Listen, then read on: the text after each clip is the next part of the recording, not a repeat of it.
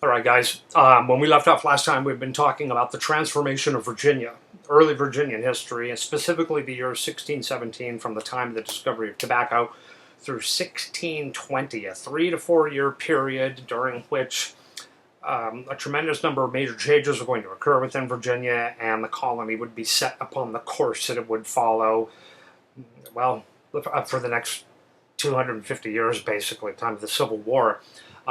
So we talked about how, because of the discovery of tobacco, the Virginia Company allowed individuals to own their own land. They also gave them a government of their own, the House of Burgesses, a legislature, so they could make laws and major decisions within the colony. And they also established something called the headright system, where if you traveled to Virginia under your own pay, your own steam, your own energy, you got 50 acres of land. Anybody you brought with you got an additional 50 acres of land. I gave you a sense of what an acre was, this NFL football field, right? And I talked about how these three things, when you put them together, they equaled a particularly appealing parcel of appeal. That's a double appeal to a lot of alliteration there. To prospective immigrants. What the Virginia Company was trying to do was get as many people as possible to Virginia to cultivate and grow as much tobacco as possible, because that meant bigger and bigger and bigger profits for them. Okay, now I told you that there were 6 things that happened during this period to transform Virginia. The fourth of those things is the arrival of women. Okay, were there ever any women in Virginia? Ever since back in the day, 1607, 15, 20, just a couple of 2 dozen or so here and there, not all there together. Okay, very, very few women. It costs a lot to travel over. Women are not going to be that useful trying to build a colony. There's all kinds of reasons as to why there were not that many women. But the big news is that in 1620, 90 women arrive in Jamestown, all right, to be sold on the auction block as wives to the settlers there, the colonists. Now, these women are not going to be property. It's not like buying a slave or buying a horse or buying a new sofa for the living room or something like that. The selling part of this is very much like what we talked about previously when we talked. No, I'm going to scratch that. Different lecture. The selling part of it goes like this. You're a woman, a young woman, you see an advertisement in England, a big broadside plastered up on the wall, and it says, "Ladies, have you ever wanted to start a new life in America? Did you ever want to marry a tobacco planter? There's a great life awaiting for you. Your place in the sun is in Virginia. Come down to this dock and see so-and-so, captain, whatever, at this exact location." So here's the thing. If you're a young woman, a certain kind of young woman, you go down, you talk to the ship's captain, he makes it very simple. He says, "Look, I agree to transport you to Virginia. This costs me a lot of money. I'm going to feed you 3 meals a day. I'm giving you a bunk to sleep in. You're going to share it with another woman, 2 in a bed.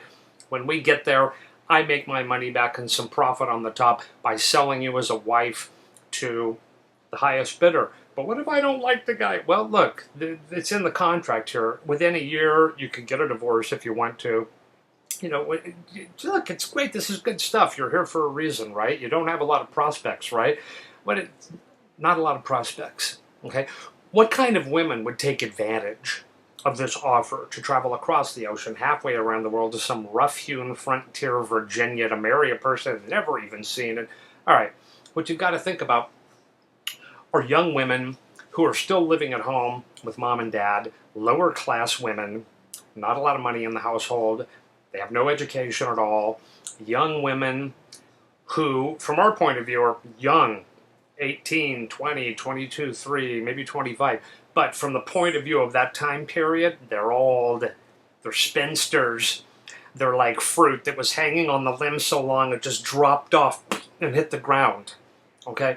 They're young women whose father is poor. They're lower class at least. So that means he doesn't have a lot of money to create a dowry, to make this daughter of his attractive to prospective husbands, okay? A dowry, which you may or may not have heard of, D-O-W-R-Y. A dowry was basically a gift, usually cash, that a father would give to a guy for taking the woman, the daughter, off the father's hands, okay? It costs a lot of money to feed and take care of a kid day after day. And at a certain point, you want them to kind of get out of the house to make your life a little easier, right? So here you are, you're a young woman, you're the last of the kids, you've been at home way too long, nobody wanted to marry you. Why? You're not too good looking, okay? I'm not going to say these women were ugly, but they were not hot, okay? They didn't look like this, right? They looked more like this, okay? Or maybe even worse. If you were a good-looking girl and your dad was the poorest guy in England, trust me, a guy with money saw you at some point or another and said, I'm marrying that girl, because he doesn't need a dowry. He doesn't care about a dowry. He just wants that look at that face, beautiful, this is my wife, right? Okay, but when your dad's poor and you're not too good looking, then you're really behind the eight ball in terms of finding a husband. At this time in history, you got married when you were 16, 17, 18, 19, 20, early 20s, it's looking bad. By 22, 3, 4, you're a spinster. You're around the bend, over the hill, you're done, right? So you're a young woman, you want to help your parents out by getting off their hands so they don't have to support you. And so you decide to take advantage of this big adventure and go to Virginia, right? Now let's consider Virginia. These guys have not seen women except for Indian women, which they were not interested in, okay? English guys. Let me quickly clarify something that students are often confused about. I know that you guys know, that you've heard of colonial men or men in the early United States prior to the Civil War, having sex with African slaves, like Thomas Jefferson. He fathered children on Sally Hemings, a young slave girl/woman that he owned. You've also seen Pocahontas, right? The Disney movie. You saw Pocahontas marry Captain John Rolfe and all that. It's based on a true story. True story. But here's the thing, guys. That sex with slaves really didn't start until the 1700s. Okay? That sex with Indians idea was a very rare thing. The English were deeply ethnocentric. They did not like to go with people that were not their own kind of people. They didn't want to sleep with women. They just didn't do it for the most part. The Spanish, the Portuguese, the French were different than the English. They wanted to get down with whoever was available all day and every day. The British, no, bloody hell no, I'm not going to go that way. Right? They'll wait for an English lass to come along. They did not have much going on in the girl department between 1607 and 1620. Guys, we're talking like 12, 13 years for some of these guys, or 8 or 9 or 10 years since they've seen a woman. Okay, maybe they saw a couple of Native American women at a distance or something, but remember, there's no Playboy magazines or internet porn or anything. There's no sound of women, visions of women, ideas of women. It's all they have is their memories, okay? But one day, the ship comes in up the James River, and they could see ships coming from a long ways because they're tall with the mast, the big sails, right? So when the ship comes in, it's a big deal. A ship only showed up every 2-3 months or something. So when the ship comes in, the guys, hey, it's only good as ship, right? They'll charge them the docks because there's going to be a letter from mom, and there's going to be new this and that, and who knows, maybe some new colonists to meet, who knows? It's a big day, okay? But then, on this day, what do they see? Women coming up over the side and walking down the gangplank holding the hand of a sailor. And I'm telling you, every guy there on that dock, every dude that ran down to see that ship, they run as fast as they can in any other direction, and they're squatted down at the stream or at the riverside or somewhere scrubbing out those armpits and trying to wash their hair back and slicking it back and putting it under their hat and this and that. They're gussying themselves up, man, because there are women here, okay? And these guys have been living raw, let's say, gross, right? Gross. They work hard all day, every day, trying to make a living off this tobacco, sweating like pigs. They don't bathe a lot. They certainly weren't expecting, a tea time appointment with a bunch of girls showing up. So then they come back and got their hats off. Well, hello there, miss. My name's Chauncey Stevenson. It's a right pleased to meet you. They're trying to impress these girls. They want to get a wife. The auction starts. All the girls get bought. All the wives, right, grabbed up. Of course, okay, purchased in no time at all. Not every guy gets a wife at this point, but still, the ones that do, boy, are they happy, right? Because tonight, honeymoon night, right? So here comes Chauncey Stevenson, right, strolling up to his home with his new bride. His home is a 2-room shotgun shack, basically. They go in, there isn't even a floor, it's dirt, okay? He says, well, what do you think, honey? The little woman, and then the first question out of her mouth is, where do I go to answer the call of nature? Meaning, Where do I go to the bathroom? And the guy, yeah, come right along, right? And he takes you out to the back door, or her out to the back door. What's out there? Long, tall grass, bushes, and then trees, and then way more trees, forest, right? And he says, right then, I usually start over here on the left and I follow sort of the sun, right, but in an opposite direction over towards this way, towards the right. And by the time I've gotten around this way, I can go back here and it's all dried out. And just watch for clouds of flies, because that means there's something sort of fresh there, right? But you know, just go anywhere. Go anywhere, right? That's what guys do. Guys out in the wild, they go anywhere. Unzip, drop trousers, do your business. Just don't go back in that direction. The women are not digging it, okay? This is the first thing that women get on top of in Jamestown as a group. They turn to these men collectively and they say, we've got to come up with a better way of dealing with waste disposal, better sanitation. This is how you get the Black Plague and all kinds of illnesses from just letting old food and the carcasses of animals, partial this, that, and you know, human waste products just pile up and doesn't get buried, doesn't get washed away. Why don't we throw it in the river? Why don't we dig latrines? The women force the guys to get on top of things, okay, really get on top of things, and they come up with outhouses. You know, that there's the old school kind with the moon and the door, right? Not like the modern Andy Gump over here, the chemical toilet. But you get the idea. The women are going to straighten things out. When the women arrive, Virginia starts to become a better, a more well-rounded and realistic human society. Let's face it, guys, you cannot create a legitimate, lasting human civilization with nothing but male immigrants coming over every 2, 3, 4 months or something. You've got to bring women, you got to start baby making, okay, and you've got to change a lot of things, right, to turn a man's world into a man and a woman's world. And that's what these women are going to do. They're going to start straightening things out. Okay, now, the fifth thing that we need to talk about is the beginning of African slavery in Virginia. In 1620, I think it's 1619 actually, a Dutch trading ship, slave traders, shows up at Jamestown. They've just been down in the Bahamas, and they ended up with 20 slaves left that they just couldn't sell to anybody. Everybody, no, but got too many. They got excess cargo from their point of view. Okay? But somebody in the Bahamas said, yeah, you know, here at this Virginia, let me show you on the map. Yeah, there's these English guys. They're growing that tobacco, and it takes a lot of labor, I've heard, to bring that crop up, and maybe you can sell them there. So the Dutch say, yeah, we go and give it a try. So they sail north. They come to Jamestown. The colonists say, look, we would love to buy these slaves, but we have no money right now. Okay, all of our money is tied up in the exchange system across the Atlantic. We just don't have cash here on hand, but we can get some. So let's make a deal. You give us these Africans on credit, these slaves on credit. You come back next time you're heading in this direction, 8, 6, 9 months down the road, with some more slaves. Not too many, but bring some. We'll buy those. We'll pay for these that we've already taken now. Let's get something going here. Let's start up something that'll work for us. So the Dutch say, yeah, they have no other choice. They can't take these slaves back to the Netherlands because slavery is illegal in the Netherlands. So they say, yeah, we got no other choice, right? Okay. And so, okay.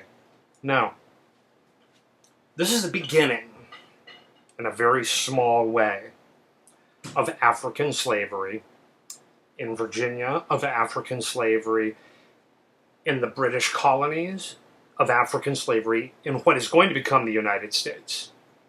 On the one hand, you might say small, 20 human beings enslaved. Guys, 1 human being enslaved is an enormous, hideous concept that you can barely get your mind around. Even if you're thinking, it was in the past, but the idea of owning a human being and they have to do whatever you say, bizarre, right? Okay, 1 slave is horrible, 20 slaves are more horrible. But everything's relative.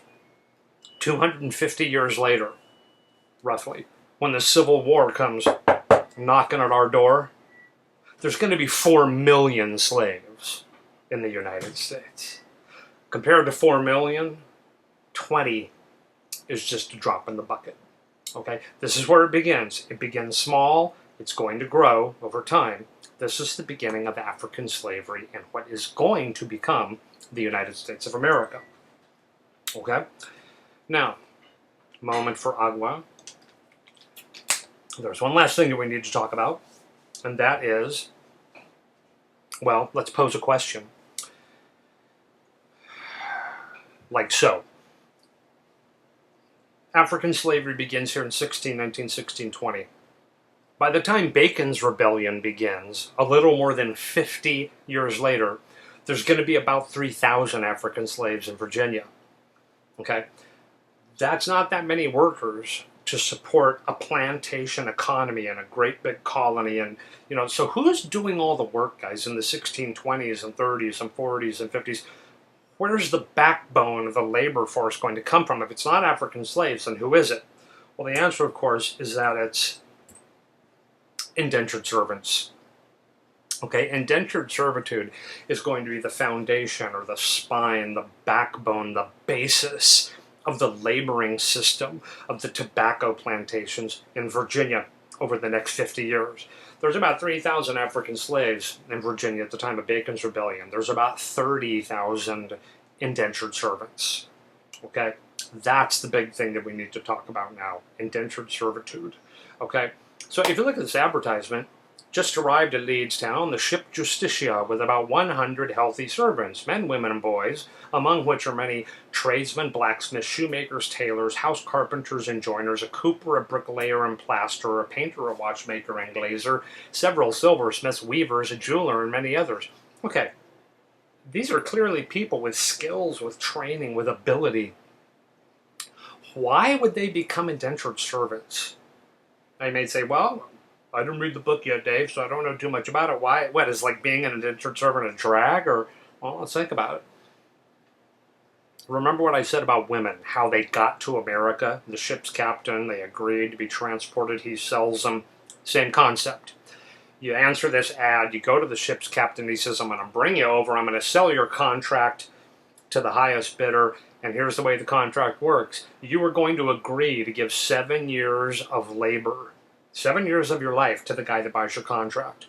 Now, you guys tell me, why would a shoemaker, a silversmith, a house carpenter, a watchmaker, these are talented people that could have jobs and places within English society. Why are they going to go and give away 7 years of their life in Virginia?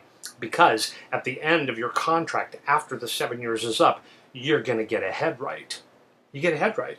That's why they're willing to do this. Okay? Like the watchmaker. Maybe he says to himself, I'm still going to be a watchmaker over there. I'm going to still work on watches and whatever, but I'm also going to own 50 acres of land, and I'll have guys that work it for me and a management system in place, and I'm going to get richer than a Roman emperor, and hey, right.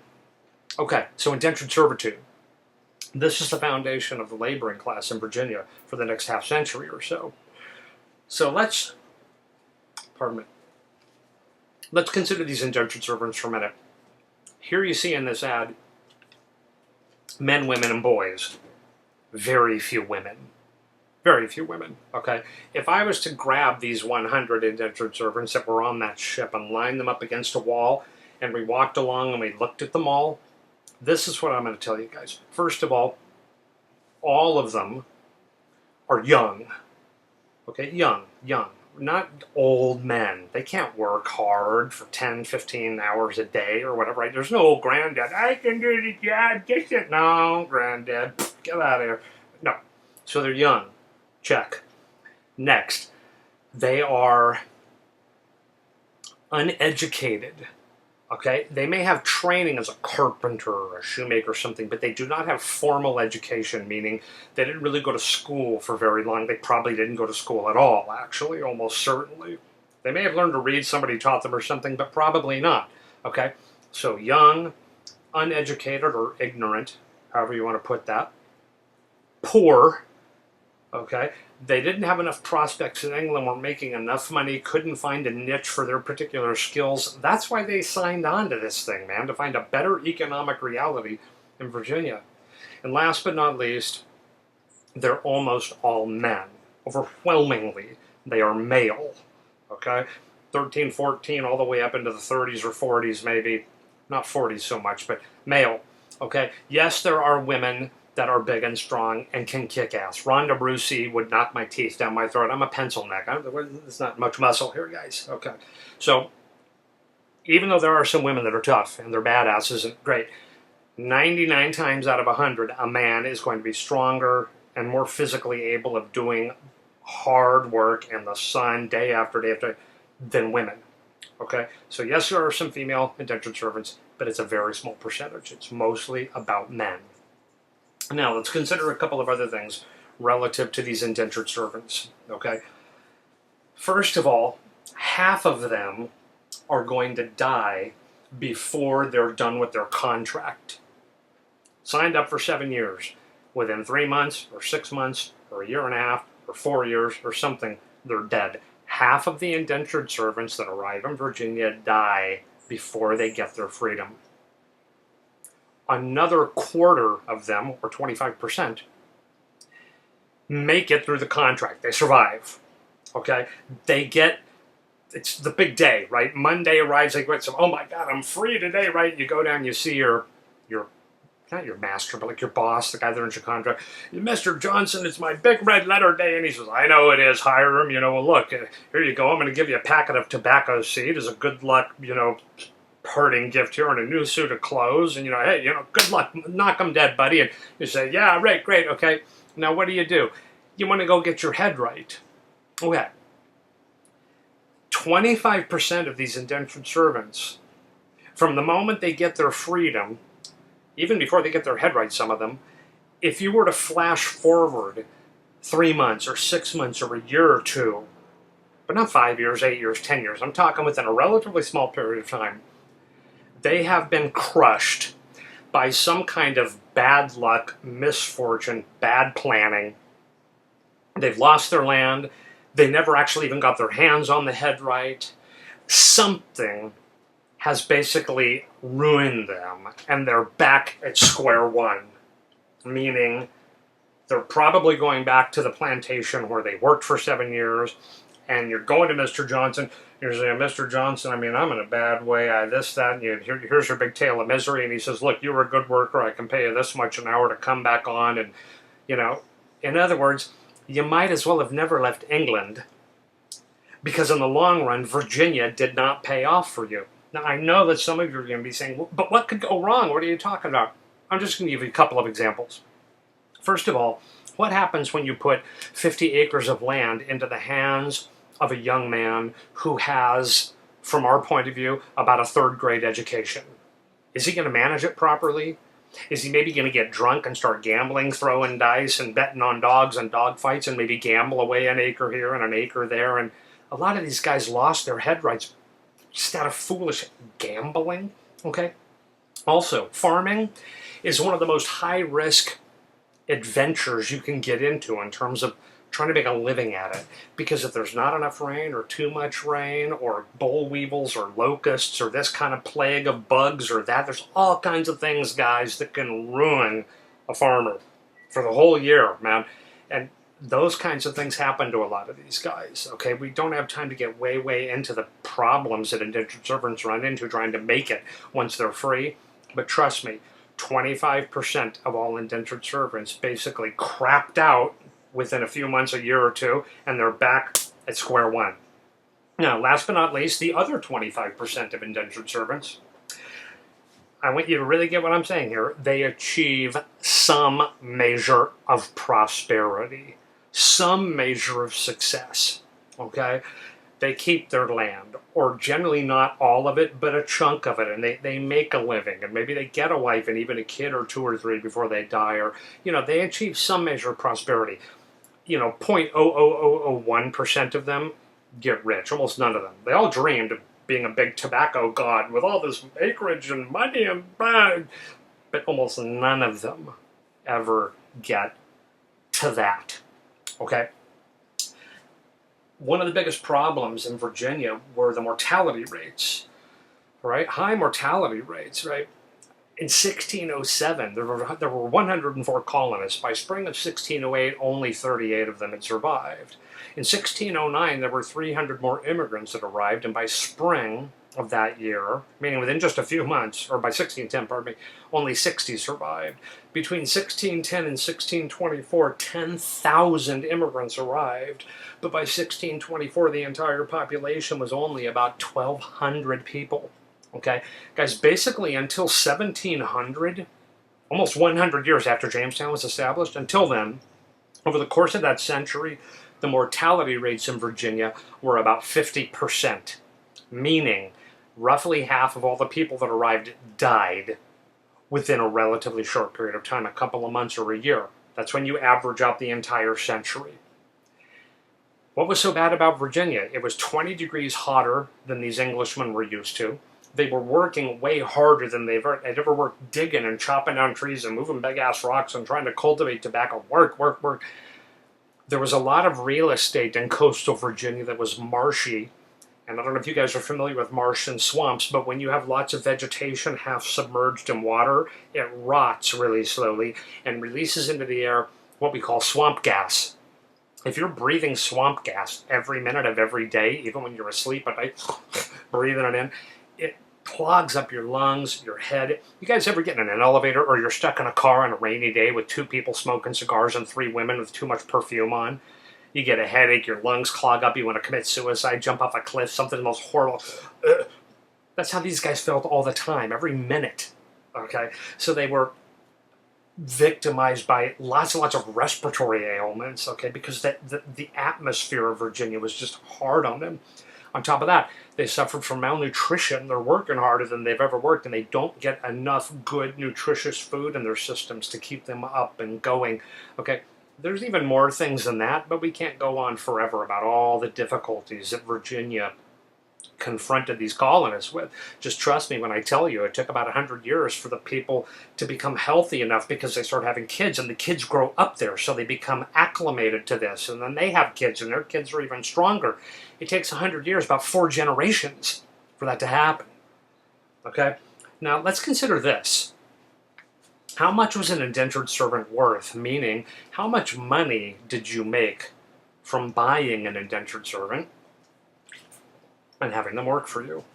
Okay, 1619. I'm one of the smartest guys in Virginia. As soon as tobacco kicked in 2 years ago, I planted more than anybody. I worked twice as hard as anybody. I saved up my money. And by 1619, when indentured servitude begins as a system, I was able to buy 1 servant. See it there? 1 and a little dude, right?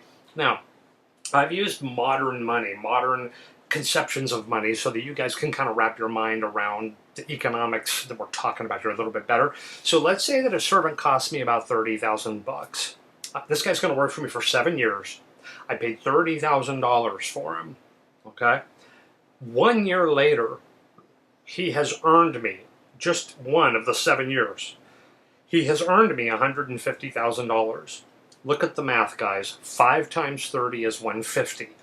On average, when you purchased an indentured servant at the end of 1 year, they had generated about 5 times the amount of money that you paid to buy them. Now, let's say that guy survived 7 years. 7 times 150,000 is $1,050,000. If that guy survives for 7 years, I'm going to make $1 million plus off a $30,000 investment.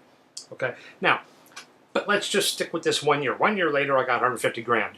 Now, I ran up some debt and so on and so forth. So in 1620, I said I paid off all my debts, but I still got about 120,000 bucks. So I'm going to buy 4 more servants, bringing my total of servants to 5. 1 year later, I have earned $600,000. Now, the next year comes around, the time to plant tobacco. I pay off my debts and etc., and I decide to buy 18 more servants, bringing my total to 23, and that's going to cost $540,000, but I'm going to make $2,700,000. Now, some of you are going, yeah, but a bunch of these guys are going to die. In fact, half of those 23 are going to die within just a few months or a year and a half or so. Okay, so let's assume that you do not have all these guys living and whatever. Guys, knock the 2.7 million, knock it down by half to 1,350,000. Knock it down to half of that to, what would that be, 700 some $1,000. Guys, the bottom line is, even if half of them die within that first year, you're still going to make a staggering amount of money, okay? And here's what makes this even better. Every time you bought a servant's contract, you got a head right, another 50 acres of land. So go back up to the top. I had some land of my own, let's say 50 acres, and I bought one servant. Now I've got 100 acres. I bought 4 more servants. Now I've got 300 acres. I bought 18 more servants. Now I've got 1,200 football fields of real estate. And I'm planting a ton of tobacco. Out of my 1,200 acres, guys, in 1621, you know how many acres I'm actually cultivating? Maybe 5. That's all I need to cultivate to be that well off, to make that much money. What about the rest of it? Well, I own it. Do whatever with it. Leave it to my kids, I don't know, but hey, okay? So now, I want you to think about this.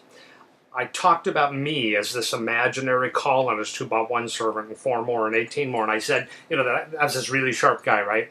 And one of the sharpest guys in Virginia. Okay, when tobacco hits big and then indentured servitude comes along and all these changes are happening, House of Burgesses and this and that, there's a couple of dozen guys there that are smart enough to see what is happening and what might happen in the next year, 2, 3 years, if they play their cards right, if they save, if they work hard, if they make the right moves.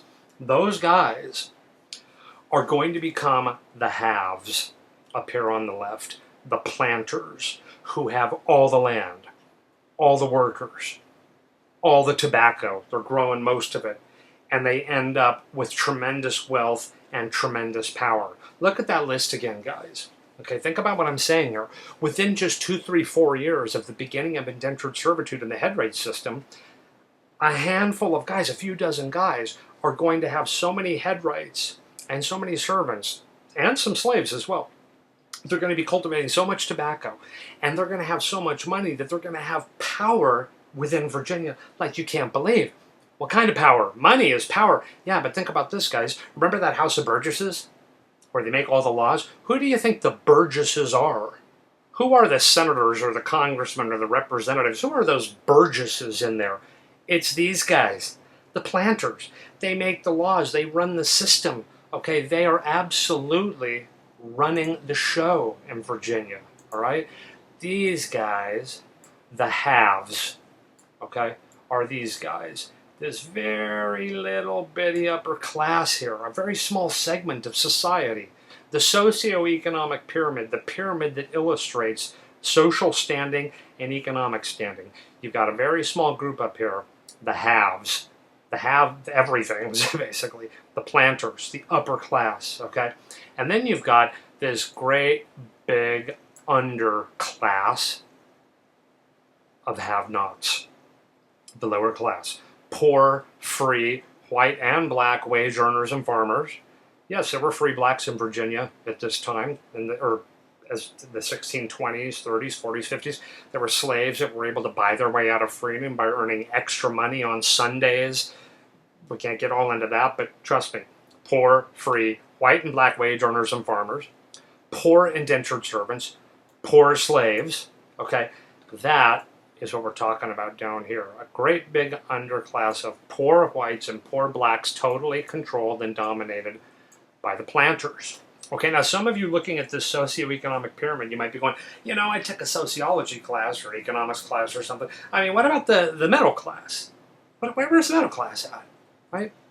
Here's a pyramid, a socioeconomic pyramid that represents the United States in the 20th century, okay? You had the wealthy, whoops, pardon me, hello.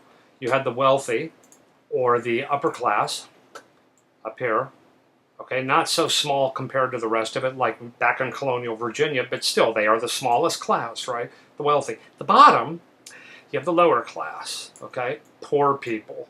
People living below the poverty line, really poor, and then more just kind of lower class up here, kind of close to being middle class even, right? But then most important of all, you've got this. the middle class. I'm learning how to use my pen. Okay? The middle class is made up of teachers, accountants, journalists, artisans and craftsmen, doctors, dentists, lawyers, small business owners, ministers, bankers, and a lot of other jobs. These people are not wealthy enough to be upper class, but of course we're always trying to climb that pyramid to get higher and do better. I mean, isn't that the American dream? You try to succeed and succeed more, and then your kids will even get further than you, and their kids, your grandkids, will even get further than them, climbing the ladder or the pyramid of success. That's the American dream. You had tremendous possibility of social mobility in the United States, going back even into the 1800s, before the 20th century. Okay? But guys, all those middle class jobs that you see right there, they didn't exist in Virginia. Okay? You had a few doctors who doubled as dentists. You had a few lawyers. Okay? But a lot of times the doctors, and more importantly the lawyers, were actually planters as well. They were big landowners. Okay? Small businesses, they didn't really have small businesses back then. Later, they will. But everything is imported from England. Everything. Except tobacco, basically, comes from England. Ministers, bankers. There were no banks in Virginia for decades, many decades. Maybe not until almost 1700, into the 1700s. All the banking is done in England.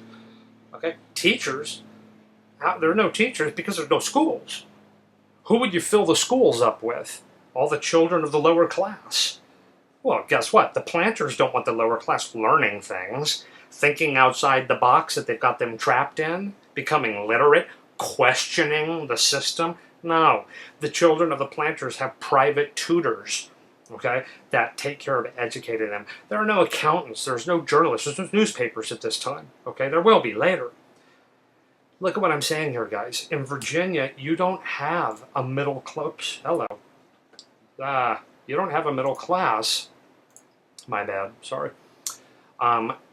Here in the center, hello.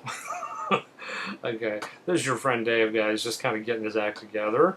There we go. All right, you don't have a middle class here to provide a kind of buffer, a place for the lower, between the upper and lower class, a place for lower class people to aspire to. Okay, that doesn't exist. You have a line, a class line that divides the haves from the have-nots. Okay, it's simple, it's direct, it's monolithic. This is Virginia for the next almost 250 years till the time of the Civil War, really. Now, over the course of the next few decades, the 20s, the 30s, the 40s, the 1650s, 60s, up into the 1670s, when Bacon's Rebellion happens, what you have is almost no population growth up here because this is not that many people and they can't have that many kids, right? They're not going to get that much bigger over the next 50 years. But this group gets bigger and bigger and bigger and bigger because more indentured servants come and get their freedom, okay, and get ahead right or don't get ahead right, and they have kids and the kids have kids and the grandkids and etc.